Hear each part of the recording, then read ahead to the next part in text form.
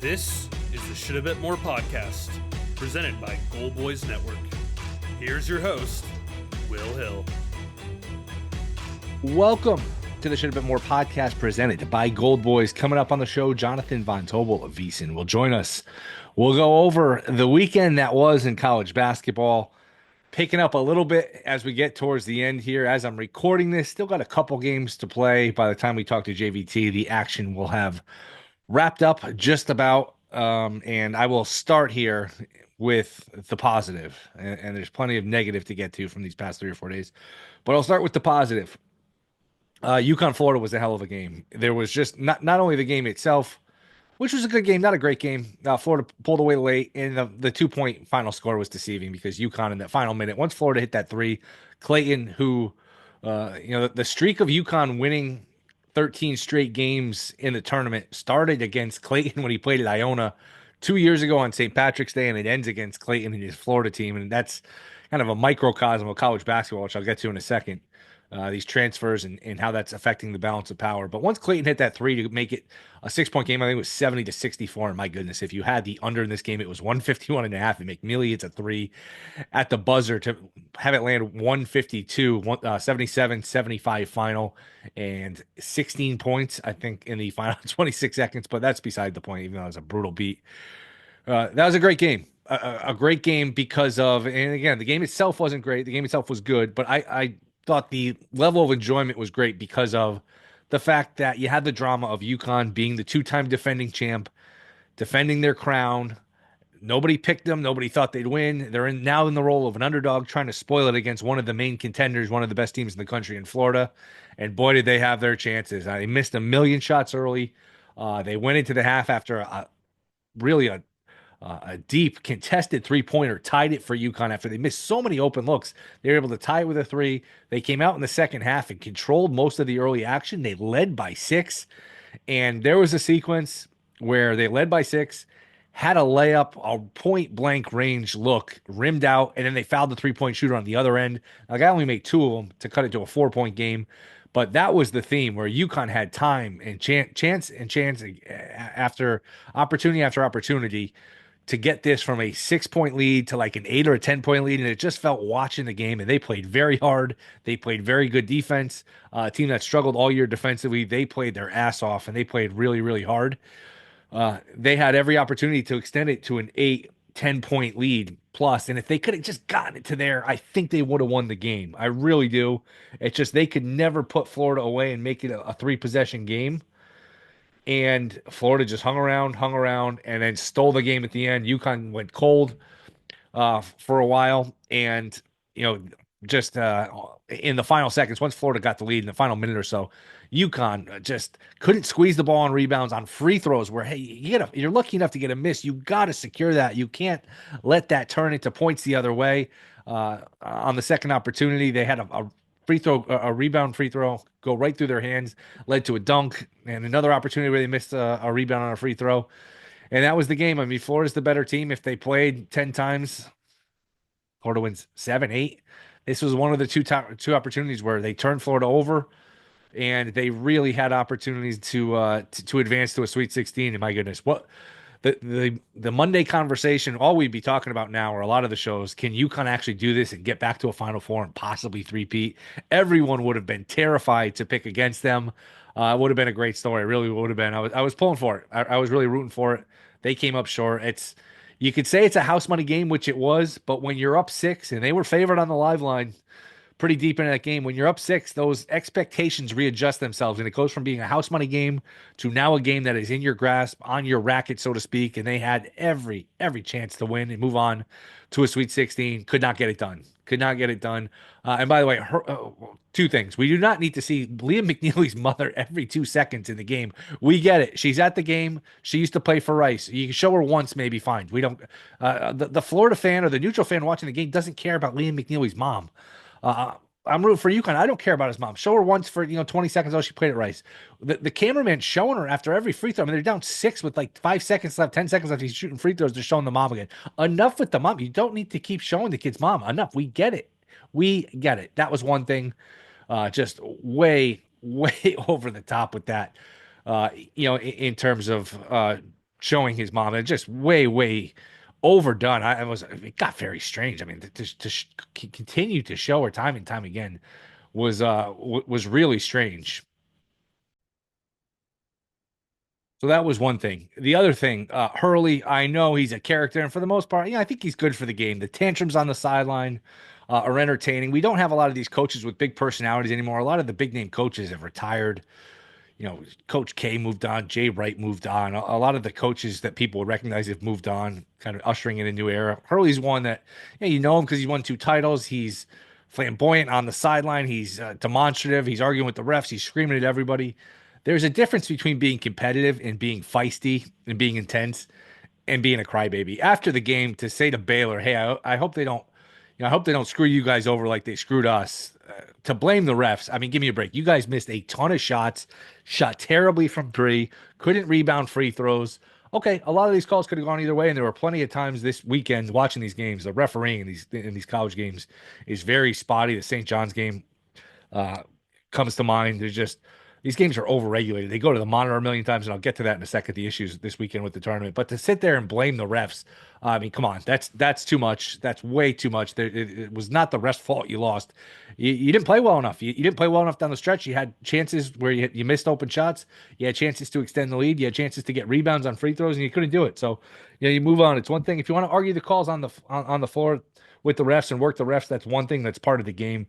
But to come out and just blame the refs, you come off like a sore loser. I thought he came off like a really sore loser after that game to say the refs are the reason they lost. Some calls could have gone either way. It was a physical game, a fun game to watch, but look, you shot 8 of 29 from three. I mean, you shot 27% from three. It's hard to win games that way. And one or two more, and one of them was just a garbage one at the final, at the buzzer there to make it 77-75. So really, I mean, you shot 7 of 28. You really shot 25% in the threes that matter because that last one was completely irrelevant unless you had the total. Then it wasn't relevant. So that was look, it was a really entertaining game. Just the whole backdrop, the whole drama of UConn in the role of the underdog, I thought was a lot of fun. But and if they could have won, as it turned out, and they almost had a chance to play Colorado State because uh, that was a game. Colorado State losing at the buzzer to Maryland, and there weren't many this weekend. Colorado State falls to Maryland. Colorado State had a lead until um, late in the game. Maryland pulls ahead. Maryland had the ball up four, and then Colorado State hits a three with like 10 seconds left to go up one, and then Maryland uh, at the buzzer banks one in. Queens, the freshman from Maryland, in a great moment in a tournament that has not had a lot of great moments. Maryland advances. So, boy, we weren't that far away from a UConn Colorado State Sweet 16 matchup, and UConn maybe having a chance to go back to Elite Eight, and who knows, the Final Four. So it was not meant to be, but that was a good game. Maryland Colorado State was a good game. St. John's Arkansas was not a thing of beauty. That was a complete just whistle after whistle, a complete ref show on Saturday. But that had some entertainment just because the 2 seed was in trouble. It was Calipari and Patino. It was there was the drama of that. They benched their best player.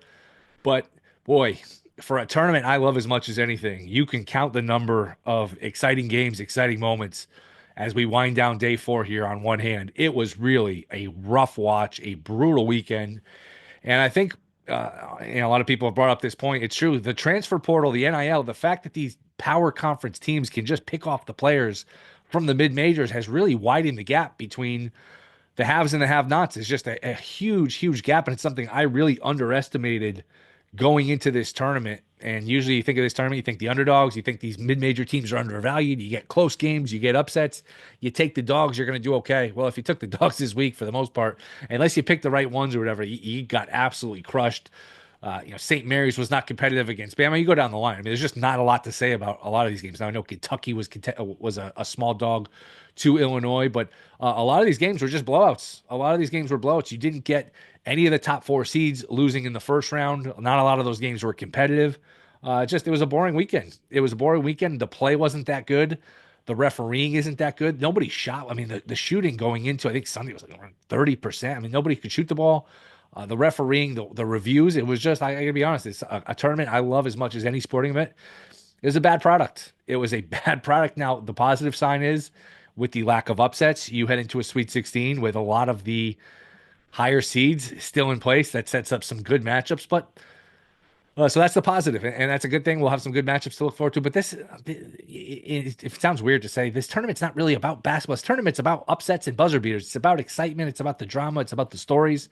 We don't have the stories, and going forward, I'm very concerned that we're not going to have them as much. Maybe UC San Diego, if they could have gotten a break against Michigan, and they got some rough calls, as I talked about on the Friday show with Stuckey. A call here or there, they win. Maybe they beat A&M, and maybe they're the story of the tournament. I know last year we did get it with Oakland upsetting Kentucky, and then NC State is a big favorite advanced. Yale won as an underdog, but Yale's a perfect example. Yale had the kid Wolf, who's a really good player. Well, I'm gonna go. I'm gonna go to Michigan. I'm gonna go to a Power Five school. Clayton Jr. Mentioned he was at Iona, and now he's at Florida. I mean, it's hard enough if you're a mid-major to find these hidden gems, these kids that are undervalued in terms of the talent. But it's like you have to hit a two-team parlay now. You have to find the hidden gems, and then you have to be able to keep them, which you're not going to be able to do because these kids are any good. They're just going to go to a bigger school. They get paid to do it, and you lose the player. It's almost like in the NFL if there was a transfer portal. If the Chiefs, the Bills, the Ravens, the Eagles, they could just take players from the Titans, the Jets, the Giants, and say, Malik Neighbors, you're in the I'm going to go in the transfer portal. I'm going to go to the Chiefs. Well, all of a sudden, Malik Neighbors is on the Chiefs. The undermanned teams get worse. The good teams get better, and that's what we're looking at with college basketball here. This was really a disappointing weekend here in terms of the drama. Just not a lot of good games, a ton of blowouts. The end of these games sometimes takes forever with the reviews, the officiating, the fouls. It's just not a crisp product. I mentioned this before. They have to figure out something with some sort of clock restriction on how long these reviews can take, too. If it takes 3, 4, 5 minutes, you know what? The call on the field is not, the call on the court is not obviously wrong. It's close enough where you got to just stick with it and move on. It's a TV product. These games take 2.5 hours where, oh my goodness, if the game's not competitive, I mean, St. Mary's Bama, there's 2 minutes left. It's a 15-point game, and they're reviewing this or that, and they're spending forever to do it. It's too much. Illinois, Kentucky, the end of that game, same thing. It looked like a foul on the way up, but of course you can't review the foul. You can only review who it went out of bounds on. They say it went out of bounds on Illinois, and you give it to Kentucky, but you spend forever to do it. It's too much. It's absolutely too much. So, UConn, Florida, good moment, fun game, standalone game. That was fun. Mentioned St. John's, Colorado State, Maryland. But he really, the games Friday were terrible. The games Saturday were not much better. UCLA, Tennessee at midnight. That's the other thing too. The schedule, and we've talked about this in years past. The schedule is just a disaster in terms of, how they stack these games. They start them at noon. You're used to. Here's the thing: we're used to conference tournament week. We get all games on all the time, and I'm starting to like conference tournament week a little more than the NCAA tournament because conference tournament, you just get games on all day, all night. You get to the Thursday and Friday of the tournament, games on all day, all night. You get to Saturday, noon, ready for some basketball, there's one game on. You got to wait. They have a delay after that game, and then there's another game, at 3 o'clock, and then that's the only game on, and then 5, 6 o'clock, then the games get going. But here's the thing, especially on a Sunday night where people have to work or go to whatever the next day, people are not staying up late Sunday to watch New Mexico and Michigan go till midnight on a Sunday. Unless you're a diehard, you watch bad basketball all day. You watch, let's just say the game at noon's bad, the game at 3 is bad. You lose people. People are not going to just stick around and watch these lousy games when they're on at all hours of the night after a bad day of basketball. I don't know why they got away from this idea where you play games Saturday afternoon, Sunday afternoon. Everything on Sunday used to be done by 8 or 9. Now I do like that Sunday night. You still have something to watch, but it goes too far. I mean, we don't need these games tipping off 10:30 Eastern at night. That's not the idea of the tournament. Put them on during the day, especially on a Sunday. I think the way they stack these games is terrible. So I'm down on this tournament. I have not had a good feel for these games. I have not enjoyed these games. It's disappointment. I got to be honest, disappointment. It's just the games have not been good. That's all there is to it. And if you're cashing your bets, you can get over it. But when you're losing these bets and these games are not enjoyable, this tournament very quickly loses its luster because the quality of play hasn't been good and these games have not been as enjoyable as I'd hope. But we've got games to look forward to. We have most of the Sweet 16 set by the time JVT comes on here in a couple minutes. We will have it pretty much nailed down here. As read you some of the lines we do have for now. Arkansas, Texas Tech laying 5.5. And I was happy for Calipari too. Not that he got ran out in Kentucky, but he got sick of them. They got sick of him. probably time for both parties to move on. And that worked out well for everybody because he goes to Arkansas, they're in the Sweet 16. He leaves Kentucky, they're in the Sweet 16. And the coach, Pope, who left BYU for Kentucky, BYU's in the Sweet 16. So that kind of worked out for everybody. Happy for Calipari. For some reason, I find him likable. Happy he's having tournament success again. I don't think they'll beat Texas Tech, but a tremendous season to find himself in the Sweet 16 after being like 0-5, 0-6 in SEC play, and you look up and you're in a Sweet 16. That's a hell of a job. BYU Alabama should be a lot of fun. I don't know how you make that total high enough. I actually like the looking at 171.5. FanDuel has 169.5. I like the over 169.5 there. That will be the one play I'll give out now as these lines are up. Uh, I think that will be a fun game. Just that one's in Newark, New Jersey. That one, if both teams decide to put the foot on the gas and just go, I don't know how the winning team doesn't have well into the 90s here. This should be a lot of fun with how they shoot and the pace they play and the lack of defense. Florida laying 5.5 to Maryland. That's a fun game. Houston laying 8.5 to Purdue. I would think Houston's in good shape to get past them. Tennessee, Kentucky, an all SEC Sweet 16 matchup. Kentucky beat them both times in the regular season. I like Kentucky in that spot. Kentucky knows how to play them. Barnes is terrible in the tournament, especially as a favorite. And Kentucky's just going to dare them to shoot. So I think that's a decent matchup. I know it's hard to beat it. You always hear it's hard to beat a team 3 times. It's actually not true. But when you're the underdog, they were a big underdog. I remember a 10-point underdog and then a slight underdog in one of the games. It's hard to do it 3 straight times as an underdog, but I will take the 4.5 with Kentucky. And then Michigan, Auburn. Look, I think this Michigan team should have been out Thursday against UC San Diego, but give them credit. They won the Big Ten. That's a team that a lot of people were down on a couple weeks ago. Now they're here in a Sweet 16 after winning a Big Ten championship. May's a good coach. He's a tremendous coach. They've got the size to compete with Auburn. That's the one spot where Auburn can be vulnerable is on the glass. But boy, if you start turning the ball over against Auburn with their transition game and their athletes, that could be dangerous. So I would probably look towards laying it with Auburn. So those are the games so far. We will see what JVT has to say about these games and the rest of the matchups to come. That is next. This is the Shoulda Bet More podcast. All right, we are back. Shoulda Bet More podcast. You can catch them on VSiN Primetime, VSiN Live Bet Saturday, 4 to 7 Eastern. It is the great Jonathan Von Tobel. The Sweet 16 is set. I think New Mexico has just been called for another foul, even though the game is over. JVT, what's going on, man? That was really that was a frustrating result for what was a fine but still frustrating end to the weekend. I could not believe what I was watching in that New Mexico and Michigan State game, and yeah, I guess I'll just leave it at that. I'm sure we'll talk about it, but that was very irritating. Actually texted one of my buddies maybe 5, 6 minutes to go, and I said exactly. I'll read it. Rest might as well just phone in the final of Michigan State by +8 right now because it really felt like that. And I'm usually not scream about every call. A lot of this stuff, there's gray area. That was pretty egregious. I mean, Michigan State was in the bonus right away, double bonus right after, fouls on 3-point shots, fouls when New Mexico was about to go the other way. I don't think they were going to win the game, but if you had the +7 and you didn't cover, boy, you certainly deserve better. Yeah, that's the aggravating part about it was Nelly Jr. Joseph's ridiculous third foul call, where there's going to be a breakaway the other way, and they call him for a foul on a late whistle.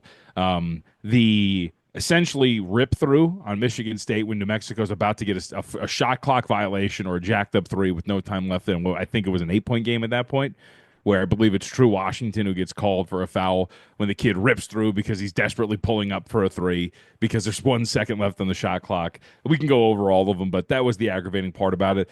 But the physicality that was allowed by Michigan State, but on the other end, New Mexico could not buy anything to save their lives. That was very, very frustrating. So and, I'm with you. Like, I don't really like to go in that direction, but that I thought was a poorly and one-sided officiated contest. I think New Mexico got it down to either 5 or 7. It wasn't they weren't a threat to win the game, but it was a situation where if they got the ball back, they were in really good shape to cover. Yep. And they got an air ball, and then somehow the air ball turned into an and one. It's just like, man, you just wanted to throw your. I mean, it was one of those where you just wanted to throw your TV.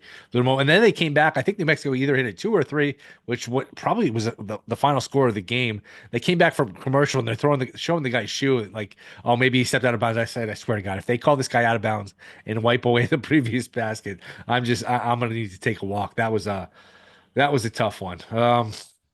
Big picture, the big talking point I talked about in my open here. the difference between the have and the have-nots, the gap between the have and the have-nots seems to have widened with NIL. You look at Clayton Jr. goes from Iona to Florida. Wolf goes from Yale to Michigan.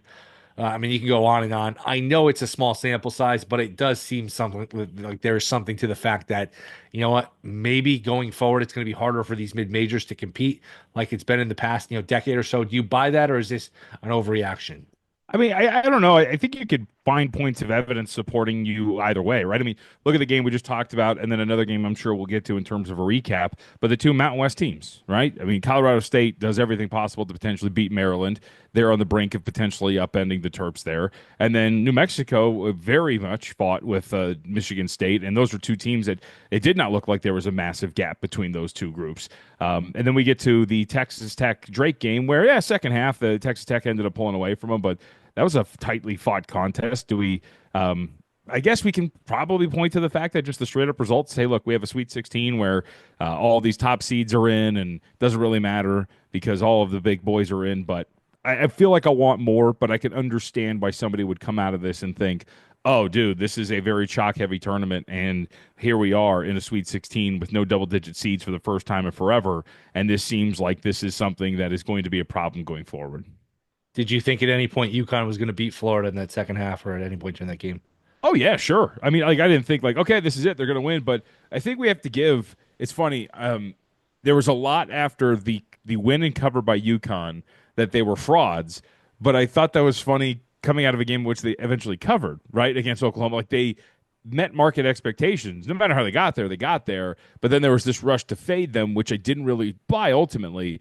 And I thought this was a good point. I think you and I talked about this on Live Bet Saturday, which was, look, Hurley's been here and done it, right? He knows how to turn a team around on 2 days, get a team prepared and ready to go. Todd Golden has one win under his belt in a tournament, and that just came a couple of days ago. And I think you saw that a little bit. I thought UConn was a very well-prepared team on a short turnaround against the Florida squad that looked kind of surprised by like, oh, snap, like this team's coming out and popping us in the face, and like I don't know if we're really ready for this. So I think it's kudos to Florida and a group that hasn't done this before to overcome a two-time champ who now has, despite the fact that they have their winning streak cut, have covered 13 straight games now. 14, 12, 14, and then the excuse me, two. Yeah, excuse me. Hang So the 14 banner. straight. But look, either way, Hurley does a great job. And I thought that once we got into that second half, I thought, oh, yeah, no, they could totally win this thing. And ultimately didn't. Couldn't get it. 6 was as high as it got for UConn. Yep. They had a couple chances to get it to 8. In Florida had some empty possessions. If you could have gotten it to 8, 10, 11, that might have just been a hill too steep to climb for Florida. They just couldn't. That 6, the difference between 6 and 8, 10, 11, it's like the difference in football between a 10 or a 14-point game and like a 17-point. You're down 7, Yeah. man. We need 2 touchdowns, and we still need to get the ball back and another score. Just UConn, man, I know it was a house money game, and we talked about this on Saturday. I asked you which game you're most excited to watch as a fan, and then you asked me the same question, and I was like, man, I love the drama of UConn as an underdog defending their crown, and give them credit. I know it's a heartbreaking loss, but they really defended and they played their ass off. Yeah, man. And I think Hurley deserves some credit. I also think you go back to, again, the thought of like, oh, they struggled with Oklahoma, and now they're going to get blown out by Florida. Solo Ball was in some foul trouble in that Oklahoma game, so he couldn't play like, the regular strip of minutes that we're used to him playing in that contest overall. He only played 28 minutes in that game, right? So that kind of attributes to why they were struggling the way that they were at times. And then you go out and you watch them, and you knew at least UConn had some upside on offense. They're a good shooting team, better than what they showed in the first round. The reason why they were at that point was their offense throughout the year was the most consistent aspect of their team. Their defense stunk all throughout the year. So, like, you knew that there was at least pieces here that were going to be the reason why maybe they would show it a little bit better. And Hurley's a pretty good coach. And when you have a good coach like that, he's going to maximize the pieces he has in front of him, and he did it against a really good team in Florida. We'll get to these to your gut reaction to the opening numbers for these spreads. But last sort of recap here, you hinted at it, Maryland, Colorado State. I give you all the credit in the world. I think I mentioned it in the open.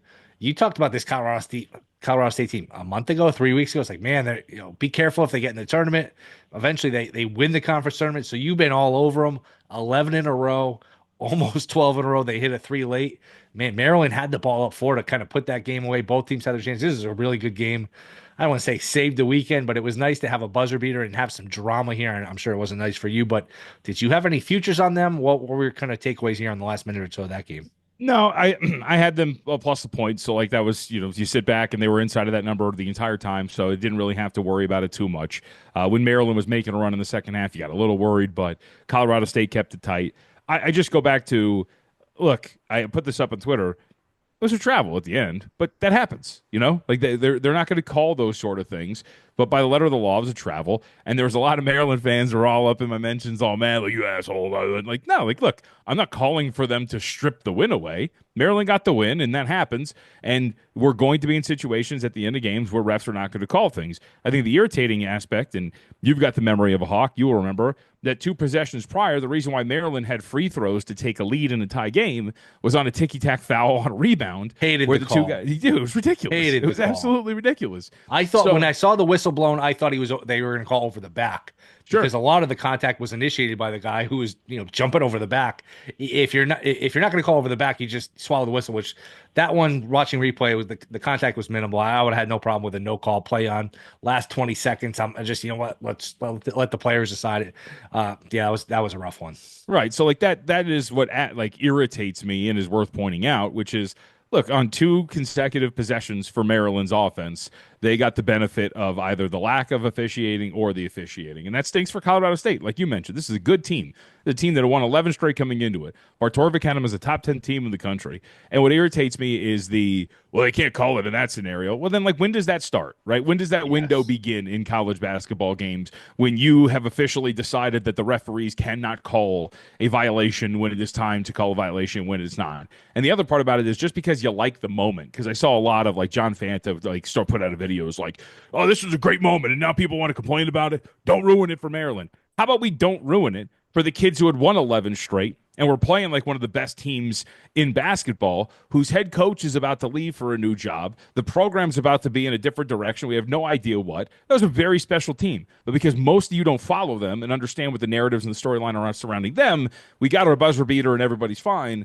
It should be pointed out that he traveled. They won. They moved on. That's going to be the end of it. But the more I get this pushback from these Maryland fans about it, the more staunchly I will dig my heels in and say, you guys are idiots if you don't understand that it's a foul and a travel. And what irritates me most, Will, is when I say it's a travel and people will tell me, well, you can't call it there. Okay, so you admit it's a travel. Like, it's okay to admit that it was a travel and that he got away with one. It's fine. We see it all the time.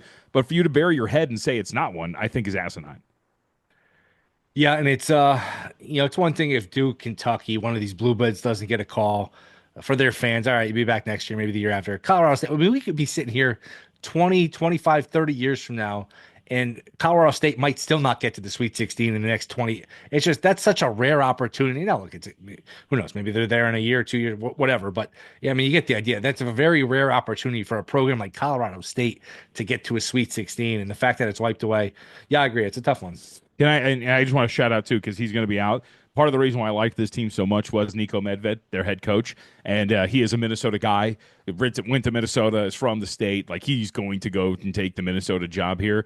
But shout out to Nico Medved, because when you're down by one and with 6 seconds left or 12 seconds left, whatever it was, I think it was 12 seconds left when they inbounded the ball, to call and draw up that play where they post up their best player in Nick Clifford, get him the ball, he attracts the defense, and they have Jalen Lake on the opposite wing right in the right spot, and Clifford makes the beautiful pass to Lake. He nails the shot to give him the lead. It was a well-drawn-up play. It was well executed. That team was so very well coached, and I cannot wait to see what he's going to have in Minnesota. He's a freaking awesome coach. Yeah, and that was them down 2, right? And they hit a 3. No, they were down 1. They were down 1. It was 70. It was, excuse me, they were. So, you're right. It was 2, 70 to 68. Either way, it was 70 to 68, and they went for I thought it was kind of like an option play where if you watched it, if they decided to defend Clifford one-on-one, then they were going to go. But the second it seemed, hey, if you attract another defender, we're going to have Lake on the opposite wing, and you're going to skip it to him, and he's going to take the shot to potentially win the game. Looking at the tournament history for Colorado State, last time they were in the round of 32, 2013. The only other time before that, 1989. Last time they were in the Sweet 16, 1969. So yep. You get the idea. I mean, this is a once in a lifetime, literally lifetime. If you're a Colorado State alum fan, to make the Sweet 16, you get the idea. Sweet 16. Let's talk about these games. You can go as quick as you want, short as you want, as long as you want here. Just an initial reaction, gut reaction to the line. We'll just start Texas Tech laying 5.5 to Arkansas. Initial thought would be Arkansas. I mean, we don't know what McMillan's status is going to be as we move forward, right? I mean, we expect him to be available this weekend, but Texas Tech has had all these issues. Arkansas has performed extremely well, and are we not a little worried about the way Texas Tech defended Drake? I know they ultimately held them down to only 62 points, but Drake was having their way, and this is a much better team in terms of athleticism. They're not as deep, but they do have good individual scorers for Arkansas. They seem to be moving the ball around really well. I think I would trust that Arkansas can match some size. They've got the athletes to throw at JT Toppin. You called it very well when we were on Live Bet Saturday, right? Toppin was going to destroy a Drake team that didn't really have many options for him. Arkansas's got a couple for him. So initial thought would be 5.5 with Arkansas. Total house money game for Arkansas, too. Wouldn't it be ironic? Yeah. All of these years, Calipari kind of underachieved with really top-end pro talent. If then he comes out of nowhere, he's 0-5, 0-6 in SEC play, complete underdog, and then he shows up underdog in round 1, underdog in round 2, and round 3, and you end up in like an Elite 8, a Final Four. It'd be crazy. Remember the stat that I threw at you? Yes. 8-3-1 ATS as an underdog in the NCAA tournament at Calipari. What did you say to me on the show? You read the stat. I said, "You want me to rack you?" Yes. Typically, that's what happens. Yes. Typically, we react on these platforms. This is a good line. Duke laying 8.5 to Arizona.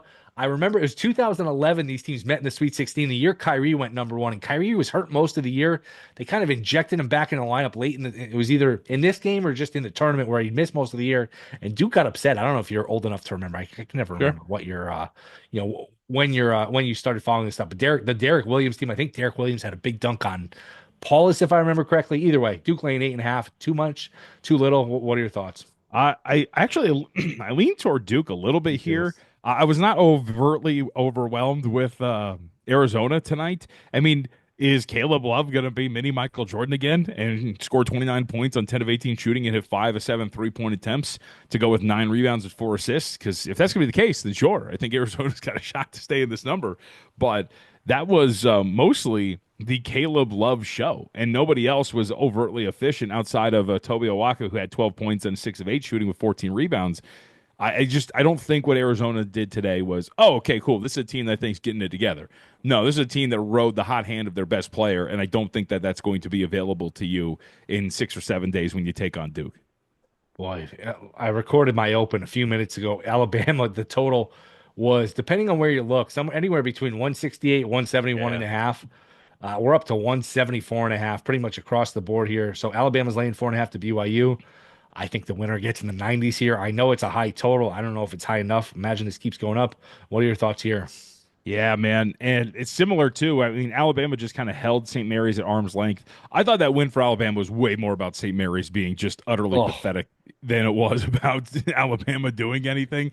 I mean, you couldn't buy a hook shot or a shot at the rim on a layup or anything like that. They were abysmal within 4 feet of the basket. Again, a note that we mentioned together on Live Bet Saturday, in their last 3 losses, St. Mary's, I think, is a combined like 6 of 41. They have been awful from beyond the arc. It was a really abysmal performance for them. So maybe that is something that carries forward. And look, BYU, I think you're maybe a little worried about the end of that game against Wisconsin where you lose at gas and you end up having to hold them off 91 to 89. I don't think they're a good defensive team, so I think that might burn them. But I'm with you. Like, ultimately, this lands you on over. And I don't know, maybe 174.5 might not be enough because I think this is going to be an up-and-down game where there's not going to be much defense at all. I don't think either of these teams is a good defensive group. Wouldn't be shocked if the winner sniffs 100. Now, maybe the stakes of the game it just kind of slows it down. People they come out a little tight. They slow it down a little bit. But if they play true to form, man, this is you're going to see a lot of points. There should be a lot of fireworks in that game. It's a fun one.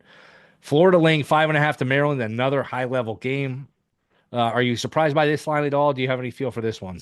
No, I didn't really have too much of a feel here. I would say that, again, I think you're a little bit worried about Maryland defensively. I mean, they did have some issues, I think, against Colorado State here today, but that is an extremely well-coached team, as we have talked about, and I think really highly of this group in Colorado State. So I don't know if I would freak out too much about it. But on the flip side, I really like this Florida group, and I think that they did enough to get that monkey off their back. You know, look, this is a team that is newly put together, a head coach that has not done this before. But if you give Todd Golden nearly a week to get ready for a single opponent, I think that he is going to have something very much ready for his opponent when they ultimately face, and I would give the very strong edge toward Florida here.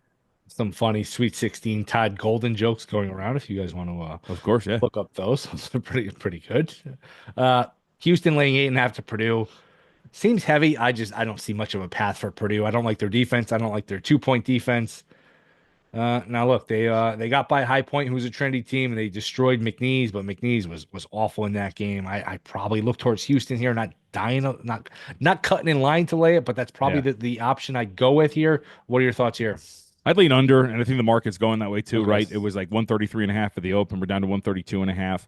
And then look for a cheaper in-game number on Houston. I think one of the big problems that Houston might face here is Purdue's rim defense is atrocious. Houston doesn't go to the rim, right? They're a jump shooting team. They're the bottom tier, the teams that are still in the field and free throw rate. It's always a big red flag that you're not really getting to the basket. You're not forcing the issue. You're not getting the calls because you're not having that action at the basket or in the restricted area. So I think that ultimately will hold them back here a little bit and allow Purdue to stay in it, right? Despite their terrible 2-point defense.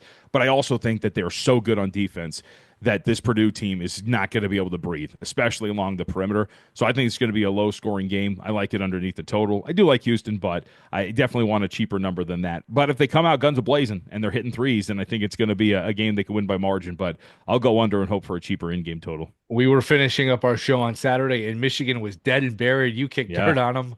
I liked the other way, A&M and A&M. Next thing you know, A&M's down 11. Went from up double digits to down double digits, just a wild swing. Now, look, the interesting matchup. The one thing with Auburn, they can foul, and they're not great cleaning up the boards. Michigan's got the 2 7-footers. Maybe that's an issue. I just worry from Michigan's perspective. The turnovers with the athletes of Auburn, you start turning over, especially live ball turnovers, it could get out of hand. I don't have a feel in terms of the 7.5 as of yet. Do you? How about this? Texas A&M up 59-50 with 13 minutes left had a win probability of 85.6%. They got outscored 41-20 the rest of the way. It was insane watching what Michigan did to them. Here's the thing for me. I love Auburn in this spot, actually, and maybe I do like them a little bit too much. I got my thing that I needed out of Michigan. I still don't trust this team, and here's the big difference. As you and I talked about when we were looking at this game and watching it, Texas A&M shot 38% from the floor, 25% from beyond the arc, and again was just desperately reliant on their offensive rebounds. Obviously, they did not actually get the edge in offensive rebounding, and they got totally out-rebounded by Michigan because there's 2 giant bodies in the middle that can grab some of those boards and cut you off.